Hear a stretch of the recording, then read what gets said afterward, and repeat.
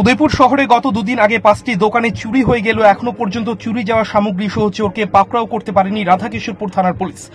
আজ থেকে 1 মাস আগে উদয়পুর মধ্যপাড়া এলাকায় এক বাড়িতে চুরি হয়ে যাওয়া নগদ অর্থ এবং স্বর্ণালঙ্কার সহ 3 জন চোরকে আটক করেছিল রাধাকিশোরপুর থানার পুলিশ। সাংবাদিকদের ডেকে এক প্রকার ফটো সেশন করেছিলেন রাধাকিশোরপুর থানার ওসি।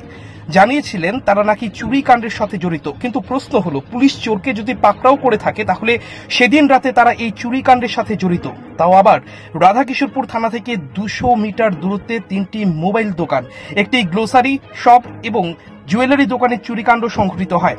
সেই ঘটনার দুদিন অতিক্রম হলেও এখনো পর্যন্ত কেন রাধাকিশোরপুর থানার পুলিশ চুরি যাওয়া সামগ্রী সহ চোরকে পাকড়াও করতে পারেনি? তাছাড়া গতকাল রাতে উদয়পুর রমেশ চৌমুহনী এলাকায় এক বাস থেকে ব্যাটারি চুরি করার দায়ে একজনকে আটক করলেও অপরজন পালিয়ে যায়, কিন্তু অপর অভিযুক্ত আসামিকে এখনো পাকড়াও করেনি পুলিশ। কিন্তু সেই ব্যাটারি চোর দিব্যি ঘুরে বেড়াচ্ছে উদয়পুর রমেশ চৌমুহনী এলাকায়, তাও আবার পুলিশের চোখে ধুলো দিয়ে। তাহলে কি এক প্রকার ব্যর্থ হয়ে কাজ করছে থানার পুলিশ? সূত্রের খবর, উদয়পুর শহরের নেশা সামগ্রী বিক্রি এবং চোরের উপদ্রব যাতে কমানো হয় তার জন্য বৃহত্তম আন্দোলন করতে পারে জেলা কংগ্রেস। তাছাড়া থানা ঘেরাও করা হতে পারে বলে জানা যায়।